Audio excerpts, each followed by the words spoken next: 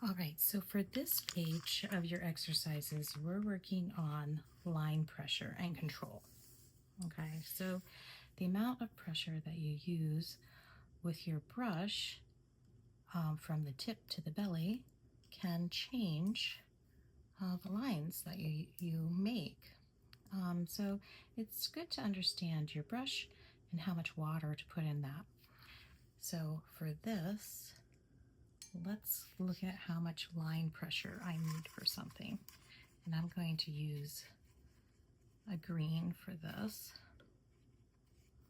Now I can take the tip of my brush and make some very small lines. I'm using a number 10 round brush, and I can use the tip of my brush to make some very tiny lines, practice straight lines, practice some curvy lines maybe. But the more I press down, you see that the line starts to get wider. So when I go and I use the belly of my brush, then I get a nice wide line when I use that belly of my brush. And you can use both together. So if I wanted to make, let's say I'm working on making grass or something, I can press down and lift up with my brush and make a nice blade of grass by pressing down and lifting up.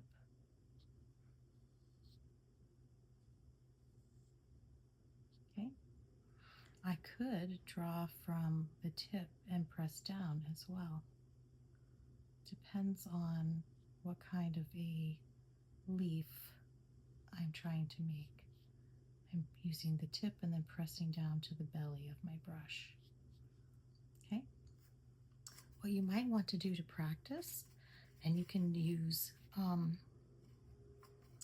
a separate piece of watercolor paper for this, is you could try using the tip of your brush, using the belly, go back to the tip, use the belly, back to the tip, use the belly, and continue. Okay? Just got to practice doing some of those things with your brushes.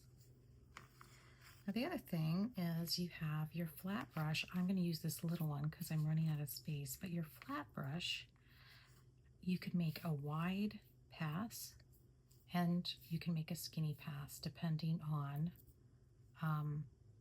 which way you use your brush. I buy a lot of flat brushes that have the angle on them.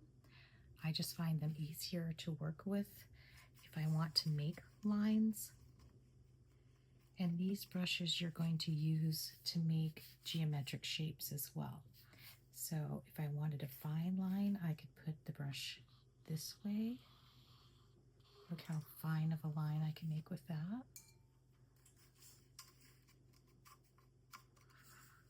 Or I can put it sideways and make a nice wide line, right? Also, I can use these brushes if I'm trying to make some nice geometric type shapes. If I was painting and I needed more square, rectangular shapes, okay? But kind of just try your brushes. Play with each one of them. You know, what kinds of lines do they make? You could even practice a little bit with your finer tip brushes, with maybe your rigger and your detail brush. If you did get one, these will make really tiny, tiny lines, right? You can also do the same thing, press down and use the belly of it, but the belly isn't very wide, of course. Or you could use your rigger, and the rigger, remember, is this one with the very long end to it. And that rigger brush will make some really nice lines, right? Because of the shape of that brush. This helps you get some really nice, long, pretty lines in there. So take this space and kind of practice with control of each of your brushes. Now the bottom part of this, we're looking at hard and soft edges. Okay, so we're going to do a quick little practice exercise, and we're going to make a little reflection in water. So I'm just going to take a color, and really it matters very little what color you use for this, but let's say here is our line from hard to soft. Okay, I'm going to again use my green color, and this is going to be kind of bright, and that doesn't matter. So I'm going to use this green color and just make some trees.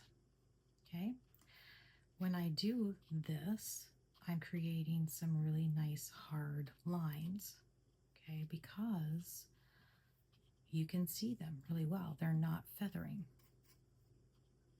Okay, so I have all these hard lines in there, which, you know, you're thinking that's just common sense.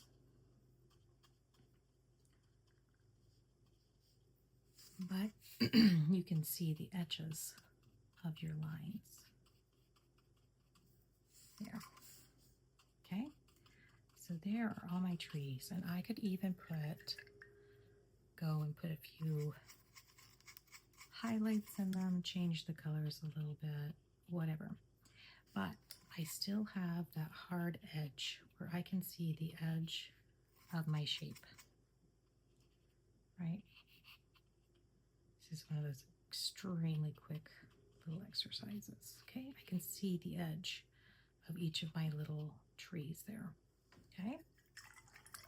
On the other hand, let's create some soft lines.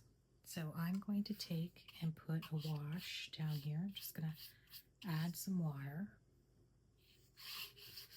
I could even pull some of that brown down in there into the water.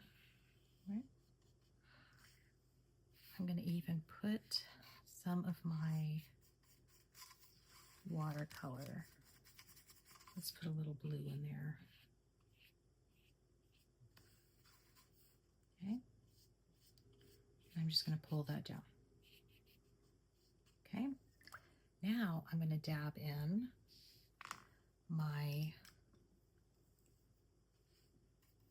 green colors, my reflections. Okay.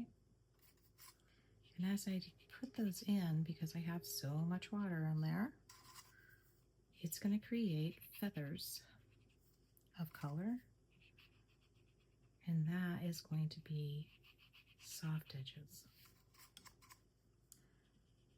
So this is just a very quick way of understanding or showing what hard edge and a soft edge is, okay? So I've got those reflections, got my hard edge here, the reflections, those are my soft edge, okay, in my water. Now, I can always soften a hard edge. So if I had a hard edge here, I could take a dry or a damp, clean brush, and I can soften my edges afterwards if I want to. Sometimes it's nice to have those nice hard edges, hard versus soft.